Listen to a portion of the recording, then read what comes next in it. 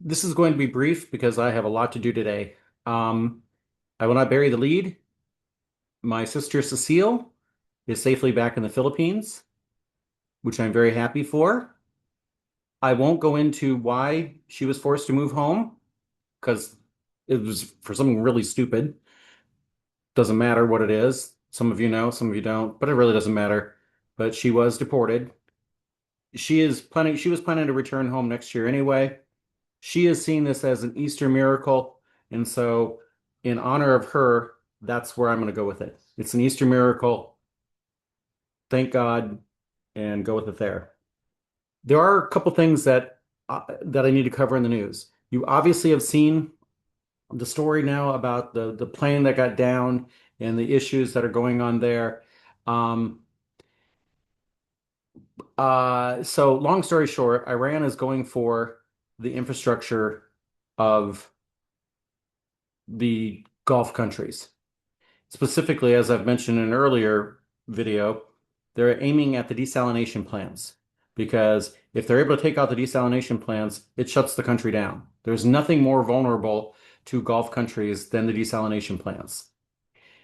Now, you may look at that and think, well, that goes against international law, and you're right. But this is the key thing, okay? This is the only point I'm trying to make in today's video that's worth listening to. So Franklin Graham, Billy Graham's son, did a speech at Christmas time of which he talked about the God of War service. And he did a whole thing about how that God is not the peaceful God that you want to think it is. It's something so much more. The Secretary of War, Pete Hegseth, has started doing war sermons, war services. And he had one a week ago of which he used the Bible to quote the term showing no mercy, showing no quarter, which is in direct violation of international law. By international law, by the laws of war that the United States has signed on to, you do not attack desalination plants. You do not attack, as I know you've heard about a bridge that got taken out that's for civilian. You do not attack purely civilian. We decided after World War II that's not acceptable anymore.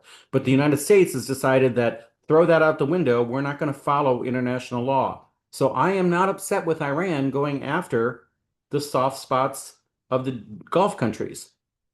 I certainly hope they're not successful, but understand why they're doing it. The United States has chosen to violate international law first. So nobody in America can get upset about Iran doing what the United States is doing to them. The United States has ceded all moral authority here. And yeah, I don't care whether you're a Trump supporter or not. That's it. We have no moral authority left in this war. Um,